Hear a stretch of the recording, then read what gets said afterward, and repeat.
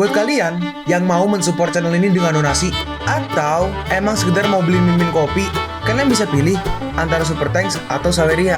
Gue sih nggak masalah kalian pilih yang mana. Cuma kalau bisa, lewat Saweria aja. Soalnya kalau YouTube, potongannya gede, 30%. Kalau Saweria, cuma 5%. Untuk link Saweria, kalian bisa klik aja di atas kanan nih. Atau bisa cek di kolom deskripsi. Tapi kalau mau support, nggak harus donasi kok. Dengan kalian nonton sampai habis, dan memberikan like pada video ini, itu udah ngebantu banget buat support channel ini. Oh iya, kalian juga bisa join nih ke grup Telegram komunitas cerita manhwa yang baru. Untuk linknya, gue tampilin di layar ya. Tapi kalau malas ngetik, cek aja kolom deskripsi. Di sana, kalian bisa sharing nih topik seputar manhwa dan kawan-kawan, dan juga ketemu teman baru. Kalau mau info terbaru dari Mimin, misalnya upload kapan atau misalnya ada telat upload, Mimin pasti akan langsung infokan di Telegram. Makanya, jangan lupa join ya. Nggak perlu berlama-lama lagi, kita mulai aja ceritanya. Halo guys, Sabik di sini, dan sebelum mulai ceritanya, gue mau ngumumin nih kalau Mimin sekarang ngadain giveaway. Mimin mau giveaway satu buah HP baru saat nanti udah menyentuh 50.000 subscriber. Untuk ikut atau berpartisipasi ada beberapa syaratnya nih, tapi simple banget. Syarat dan ketentuannya kalian bisa lihat nih di Instagram Mimin. Instagram Mimin tuh nih, Mimin tulis nih HP Sabik 12, atau kalian bisa lihat aja nih di link di deskripsi, udah Mimin cantumin di bawah. Di Instagram Mimin itu ada postingan dengan logo cerita manhwa.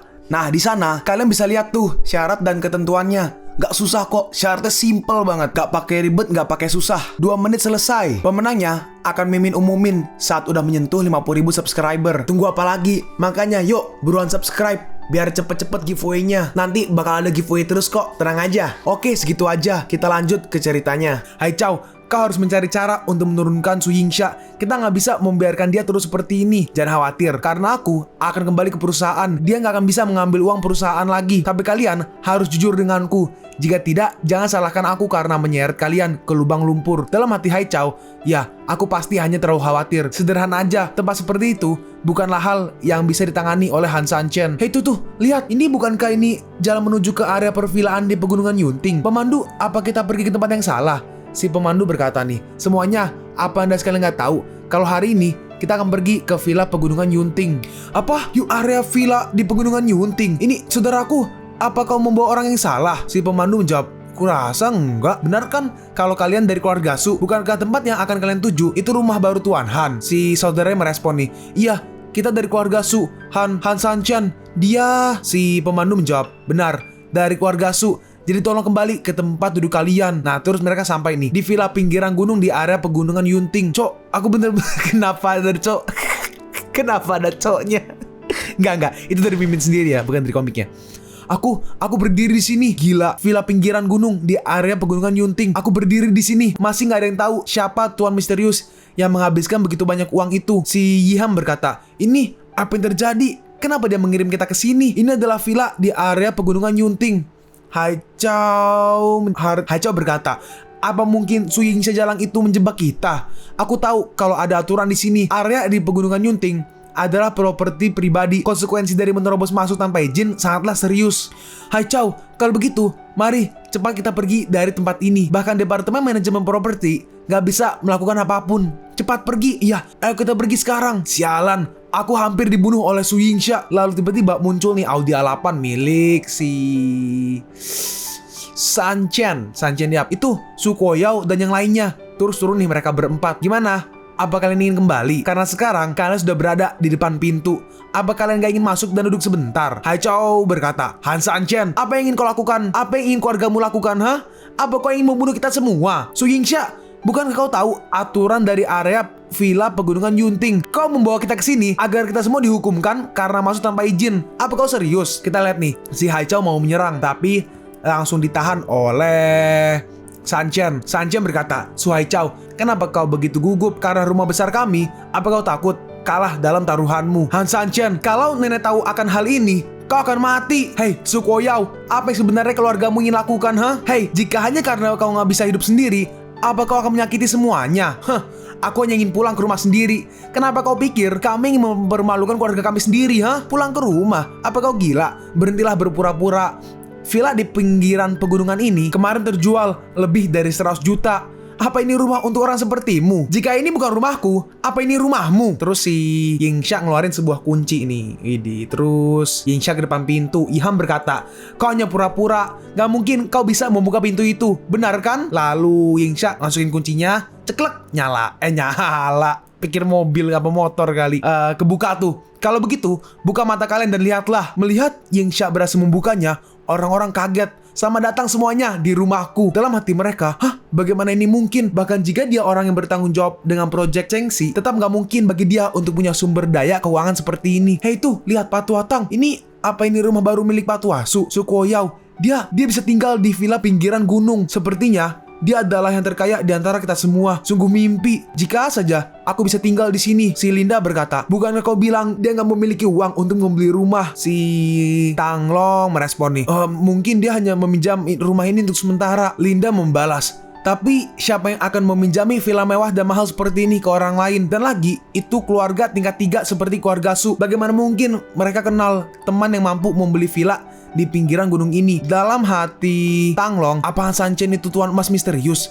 Gak mungkin. Dia sudah dikenal sebagai sampah di seluruh kota awan. Apa dia bisa menghabiskan ratusan juta yuan untuk membeli villa di sini? Sangat gak mungkin. Jalang Bau benar-benar beruntung sekali bisa tinggal di villa di pegunungan Yunting. Aku kira aku bisa mengambil kesempatan dari posisiku saat aku memasuki industri Chanshui, membuat segalanya makin sulit bagi wanita ini dan membuatnya jatuh ke kasurku. Aku gak mengira dia bisa tinggal di villa pinggiran gunung yang setara dengan ratusan juta.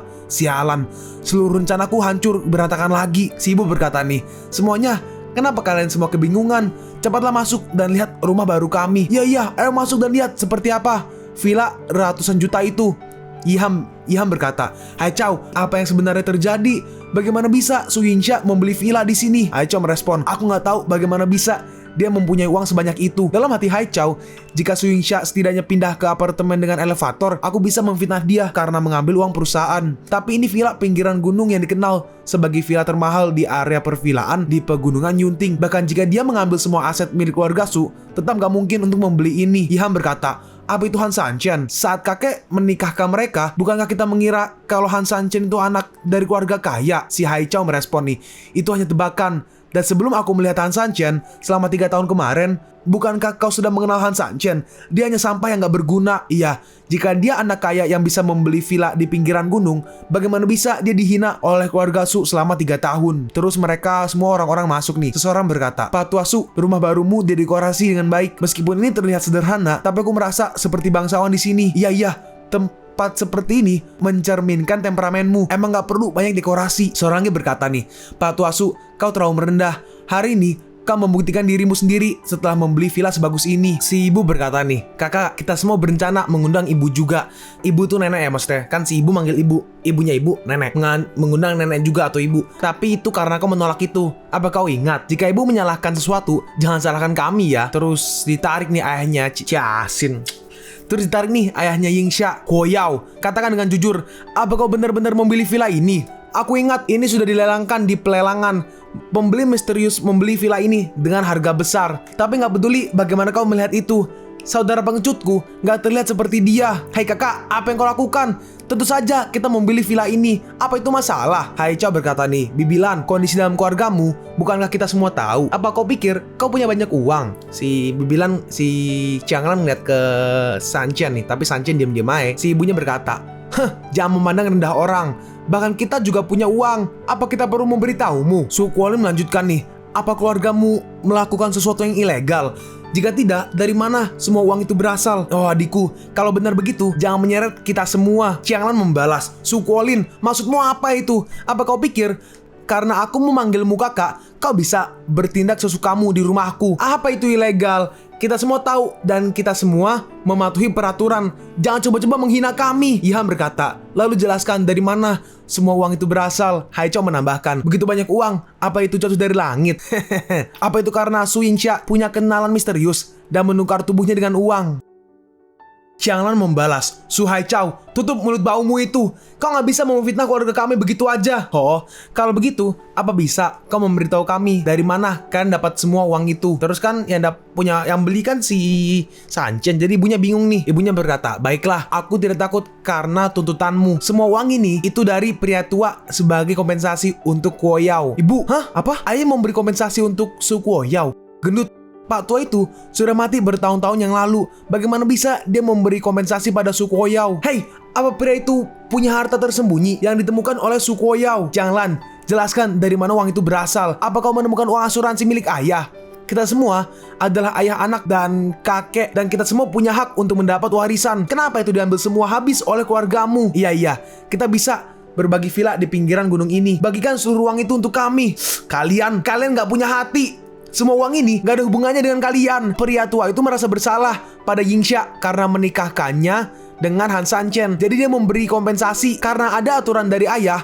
Uang itu hanya bisa digunakan setelah 3 tahun. Karena itu kita bekerja sangat keras selama 3 tahun ini. Dalam hati si Su Kuolin harusnya ya, ketika Pak Tua masih hidup, meski dia nggak bisa dibantah, tapi dia orang paling tersayangnya. Lebih lagi, bukan nggak mungkin untuk memaksa Yingxia menikahi Han Sanchen dan meninggalkan keberuntungan hanya untuk keluarganya sebagai kompensasi. Berapa banyak yang Pak Tua itu berikan padamu?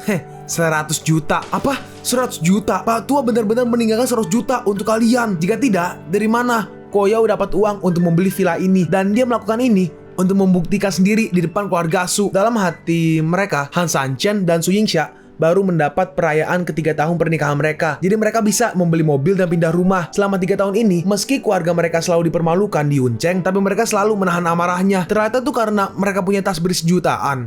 Han Sanchen, ibunya melanjutkan nih, sayang sekali karena ibu gak datang ke sini. Jika tidak, ibu pasti akan sangat senang. Aku sebenarnya ingin hidup tenang dengan uang 100 juta itu.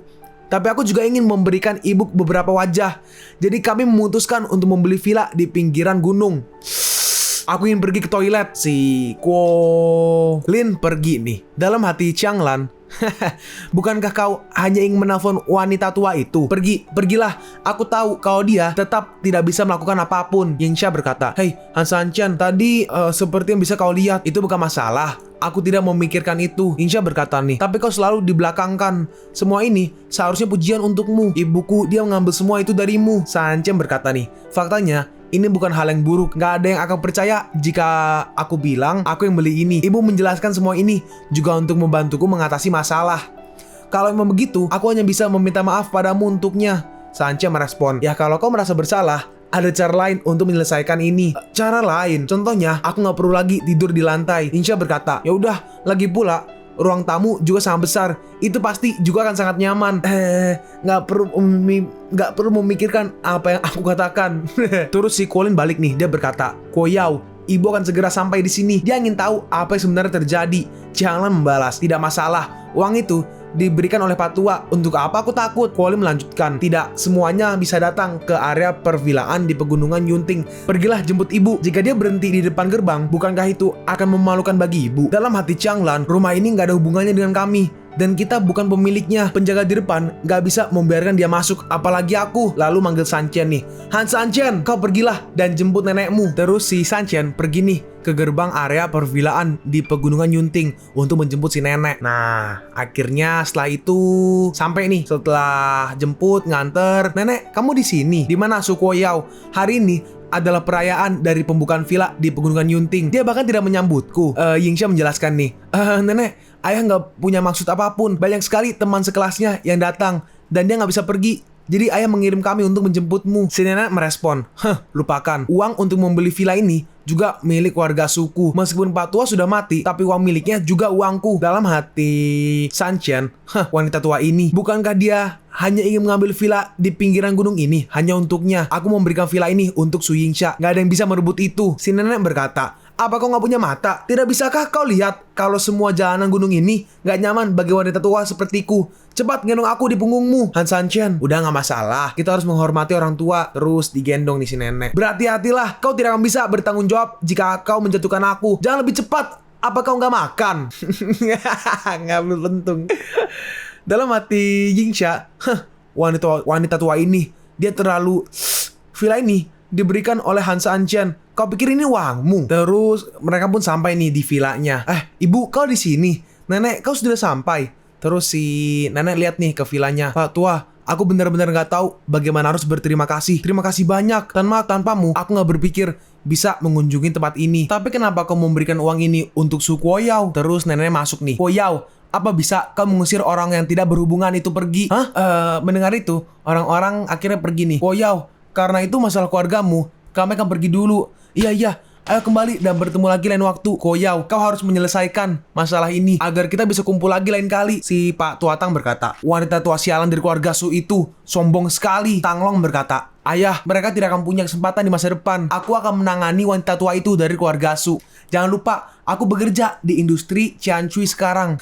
Pak Tuatang berkata, aku gak mengira kalau sebelum Pak Tua itu mati, dia akan meninggalkan uang begitu banyak untuk Su Kuoyao. Dia benar-benar beruntung. Kenapa emangnya dengan uang? Emang berapa lama dia bisa mempertahankan semua itu? Aku yakin, nggak lama, semua itu pasti akan habis. Sampah Hansa Anchen itu. Bagaimana bisa dia tinggal di villa pinggiran gunung ini? Tapi sekarang, aku bekerja untuk wargahan. Jadi aku bisa mendapat dukungan mereka. Aku juga bisa membeli villa di area ini. Terus di dalam nih, neneknya berkata, Kuoyao, masalah mengenai villa ini, jelaskan semuanya padaku. Ibu, villa ini, si nenek membalas, aku tidak bertanya padamu. Apa kau gak mengerti itu, Ibunya langsung diam nih. Ibu, ayah memberiku ratusan juta. Dia khawatir dengan kebahagiaan Ningxia setelah menikah. Jadi dia memberikan ini sebagai kompensasi. Masalah ini sebenarnya gak rumit. Dia hanya ingin agar kita menjalani kehidupan yang lebih baik. Gak rumit. Fakta bahwa dia memberikan semua uang itu hanya untukmu. Apa kau pikir itu gak rumit? Aku pikir kau sudah menipu ayah untuk mendapat uang ini. Benar kan? Karena itu uang yang diberikan oleh Pak Tua, jadi semua orang dari keluarga Su punya hak untuk tinggal di villa ini. Si Changlan membalas, Ibu, ayah memberikan uang ini untuk kami. Aku menggunakan itu untuk membeli villa ini sebagai rasa hormat untukmu. Apa kau pikir bisa membagi villa ini untuk semuanya? Ini bukan kue, kau nggak bisa membagi villa ini. Diam! Apa ini tempat bagimu untuk bicara? Sanchen berkata nih, Nenek, kau seharusnya tahu aturan dari Pegunungan Yunting. Benar kan? Kalau kau ingin semua dari keluarga Su tinggal di sini, kita nggak masalah. Tapi kau perlu izin dari keluarga kelas 1 lainnya terlebih dahulu. Hansa Anchen, akhir-akhir ini kau menjadi lebih dan lebih berani. Apa kau ingin mengajariku mengenai sesuatu? Bagaimana bisa? Aku hanya nggak ingin kau mempermalukan Pak Tua. Selain itu, masalah keluarga Su tidak bagus membicarakan itu. Terlebih lagi, ada banyak aturan di area pervilaan Pegunungan Yunting. Jika semuanya berada di sini dan gak sengaja membuat masalah, konsekuensinya akan fatal. Nenek, apa bisa kau memastikan semuanya tidak akan membuat masalah dan mengikuti aturan? Hai Hansa Anchen, tutup mulutmu. Apa ini tempat bagi orang dengan nama keluarga yang berbeda untuk berbicara? Kau tidak mengerti posisimu sendiri di keluarga Su, dan kau ingin mengajari kami. Apa kau pikir hanya karena kau tinggal di villa Pegunungan Yunting, kau bisa bicara sembarangan? Hansa Anchen, kau akan selalu menjadi orang luar dari keluarga Su. Jangan pikir dirimu terlalu tinggi. Kita sama sekali tidak menganggapmu. Aku gak pernah bilang akan membiarkan semuanya tinggal di sini. Tapi kenapa kau harus membuat masalah itu? Meskipun Pak Tua memberikanmu uang, tapi uang itu hak milik keluarga suku. Apa ada yang menyangkal ini? Lalu Sanchen maju nih. Nenek, kualifikasi apa yang kau punya sampai kau bisa tinggal di sini? Hansa Anchen, diamlah. Apa kau juga layak bicara di sini, Haichao juga ngamuk nih. Hansa Anchen, apa kau mengambil obat yang salah hari ini? Uang itu diberikan oleh kakek. Jadi normal jika itu agar nenek bisa tinggal di sini. Seharusnya kalianlah yang pergi dari sini. Iya, kau seharusnya pergi. Nenek adalah kepala keluarga Su dan dia punya hak untuk tinggal di sini. Si nenek berkata nih, Haichao, lepaskan dia. Hansa Anchen, apa kau bisa memberitahuku kenapa aku nggak layak tinggal di sini? Kenapa tidak menanyakan itu pada dirimu sendiri? Bagaimana caramu memperlakukan Su Yingxia selama 3 tahun ini? Selama 3 tahun ini, kau selalu melindungi Su Haichao dan memperlakukan Su Yingxia seperti orang luar. Bahkan jika Su Haichao sudah menjebak Su Yingxia dan membuat dia hampir jatuh ke tangan cengkang, kau tetap memaafkan dia seperti tidak terjadi apapun. Kau tidak memikirkan perasaan Yingxia sama sekali. Kau nggak layak tinggal di sini. Hansa Anchen, si nenek berkata nih, Hansa Anchen, kau pikir aku tidak memperdulikan wajah dari keluarga Su, membiarkan Haichao melakukan hal buruk? Percaya atau enggak, aku akan membuat kalian pergi dari villa ini. Su Yingxia, apa yang kau tunggu? Ceraikan aja orang sepertinya. Dia sudah terlalu lama di keluarga Su. Berapa banyak wajah yang sudah hilang karenanya? Ya, Hansa Anchen, kalau aku menjadi dirimu, sudah dari dulu aku akan menghilang dari keluarga ini. Jadi untuk apa kau tetap di keluarga Su? Ihan berkata, Nenek, ceraikan aja Su Yingxia dengannya. Dia nggak punya mati dan dia bahkan mencoba melihat masa depan kita. Akulah orang yang menikah dengan dia. Jika aku nggak ingin cerai, emangnya ada yang bisa memaksaku? Su Yingxia, aku perintahkan kau agar menceraikan dia. Kau nggak ingin melakukan itu? Iya nenek, aku akan menentangmu. Ya, kalian berdua sudah tumbuh cepat sekali. Kalian sampai berani menentangku. Hai Chow, ayo pergi. Nenek, tenanglah. Nenek, Su Yingxia nggak tahu apa yang baik dan buruk. Aku sudah bilang kalau Han Sanchen pasti mengincar properti keluarga Su. Dilihat dari kelakuan Su Yingxia, keluarga Su kita tidak akan jatuh ke tangan orang asing. Iya kan? Si Nena berkata nih, Su Yingxia tidak akan pernah menjadi pemimpin dari perusahaan keluarga Su. Hai Chow, hubungi Chong Liang untukku sekarang. Oke Nek, aku akan segera menghubungi dia. Dalam hati Hai Chow, Su Yingxia, kau akan menyesali semuanya kali ini. Lalu di villa, si ibu berkata nih, Yingxia, ibu dan ayah akan memilih ruangan ini. Kau nggak masalah kan dengan itu? Hah? Dilihat nih, ini kamarnya, kamarnya bagus. Yingxia berkata, Ibu, ini kamar utama. Kalau kau mau memilih ini, di mana aku dan Han Sanchen akan tinggal? Si ibu berkata, ada banyak sekali ruangan lainnya di sini. Koyao, ayo kita kembali dan mengemasi barang kita. Setelah semuanya, kita akan pindah hari ini juga. Kalian pun sampai di penghujung video ini. Kalian mau tahu lanjutan chapter ini? Atau manhwa menarik lainnya? Makanya, jangan lupa subscribe biar kalian gak ketinggalan kalau gue upload video baru. Jangan lupa like, komen, dan share ke teman-teman kalian supaya channel ini bisa lebih berkembang ke depannya. Segitu dulu dari video cerita manhwa. Gua Sabik undur diri. See you on the next video. Zaijian!